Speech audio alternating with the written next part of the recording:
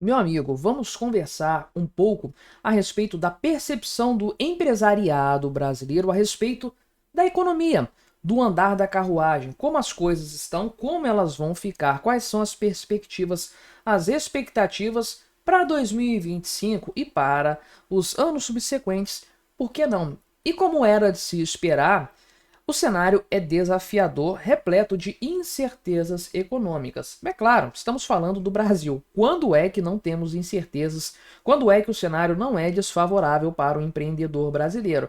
Pois é, mas a verdade é que com o governo Lula a coisa tende a ser muito pior. Os problemas são sempre exponenciais e as consequências de longo prazo tendem a ser mais danosas. De maneira geral, o governo Lula desincentiva o investimento, a atividade empresarial. Nós temos visto isso na prática. O governo Lula costuma transformar o Brasil em país de rentista mesmo, e aí você tem um cenário altamente desafiador para as empresas brasileiras. Então vamos conversar aqui sobre esse tema, sobre esse assunto. Mas antes, não se esqueça de se inscrever no meu canal se você ainda não for inscrito. E se você quiser colaborar ainda mais com o meu projeto, você pode se tornar membro patrocinador, só clicar no botão Seja Membro aí embaixo. Você me ajuda bastante dessa forma, pode ter certeza disso. Essas informações foram coletadas por essa pesquisa aqui, Plano de Voo da ANCHAM, que significa Câmara Americana de Comércio para o Brasil, dados divulgados hoje, 17 de fevereiro de 2025, Plano de Voo 2025, um evento que aconteceu lá na B3, enfim, o pessoal do mundo empresarial, de fato, aí, né? A turma mesmo aqui do Poder 360 que ajudou a realizar esse evento. Tô lendo a notícia no site deles aqui. E foi uma análise feita com 775 empresários entre os dias 16 de dezembro e 21 de janeiro. Ah, mas então não está muito atualizado, não pega alguns problemas aí do finalzinho de janeiro que o governo Lula teve e tudo mais. Não, não, isso é irrelevante. Aqui não é povão, aqui é gente do mercado, empresários, gente que está acostumada a fazer leituras econômicas precisas do Brasil e também do exterior, obviamente. Então, tudo que tem para saber do governo Lula, eles já sabem há um bom tempo. Nenhuma novidade, nenhuma bomba, nenhuma cagada que o Lula falar vai mudar o aspecto geral, a percepção geral desse pessoal em relação ao governo Lula. Então, uma pesquisa, sim, bem atualizada, bem relevante, né?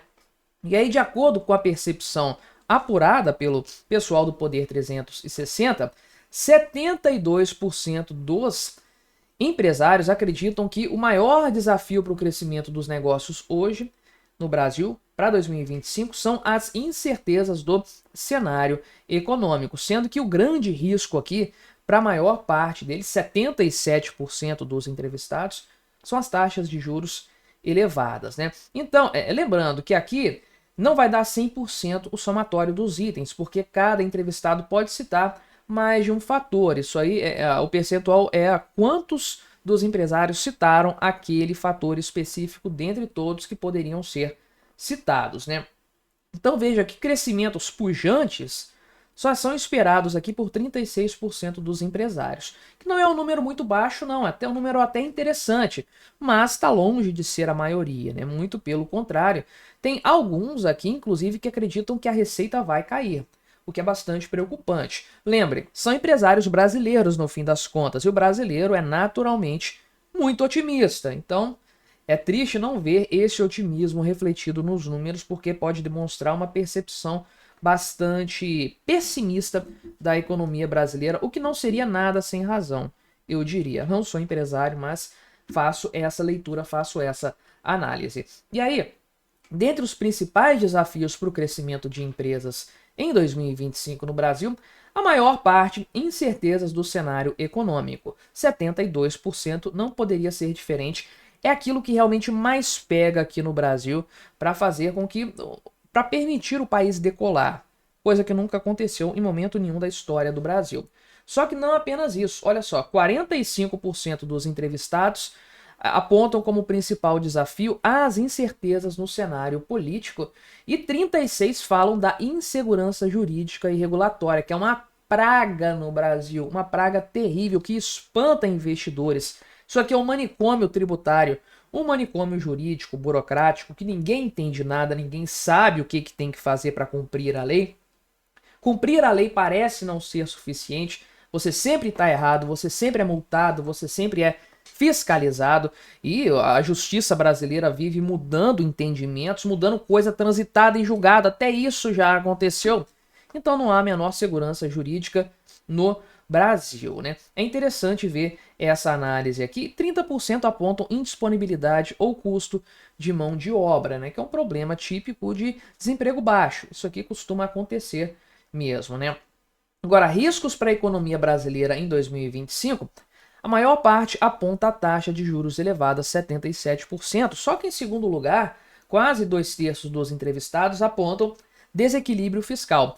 E aqui é a raiz de todos os demais itens colocados, né? Instabilidade política preocupa muita gente, é um risco sim, mas isso não está derivado diretamente do desequilíbrio fiscal. Agora, câmbio desvalorizado, inflação elevada e taxa de juros elevada, tudo isso decorre de um desequilíbrio fiscal. Esse é o principal problema, o principal fator hoje no Brasil, a mãe de todos os problemas econômicos e justamente aonde o Lula mais aposta as suas fichas. O cara quer gastar como se não houvesse amanhã, a gente sabe muito bem disso, né? Outra coisa interessante aqui é a análise da reforma tributária. Então, metade dos entrevistados acreditam que a reforma é regular, 30% consideram a reforma ruim e apenas 14% consideram boa. Então, a reforma tributária não caiu nas graças do empresariado brasileiro e não era para ser diferente. Ah, mas tem metade considera regular. Beleza, mas você não deveria fazer uma reforma tributária para ser considerada ok, legal, tudo bem, pode passar com ela. Não, era para causar um sentimento de beleza, funcionou, agora está simplificado, agora dá até gosto pagar imposto no Brasil. Porque foi o que o mundo político falou de fato, que a reforma tributária traria um crescimento do PIB de não sei quantos bilhões de reais por ano, que ia aumentar a atividade econômica e atrair investimentos para o Brasil. Não é essa a leitura que o mundo empresarial está fazendo, não. Só 14% consideram a reforma boa, positiva. E, eventualmente, setores que são, de alguma forma, beneficiados com essa reforma. Mas, no cômputo geral, você tem um percentual grande considerando a reforma ruim, como eu considero, e 50% considerando regular, ou seja, nem precisava ter mudado nada. Não fez diferença nenhuma na prática, só causou transtornos, né? Tem também aqui fatores externos que podem acabar afetando a economia do Brasil e etc. Mas é o que eu sempre falo, os fatores externos não fazem tanta diferença na prática nesse tipo de debate porque eles fogem ao nosso controle. Se vai ter uma guerra, se vai ter uma pandemia, se vai ter um meteoro caindo na Terra, não dá, não tem o que fazer em relação a isso.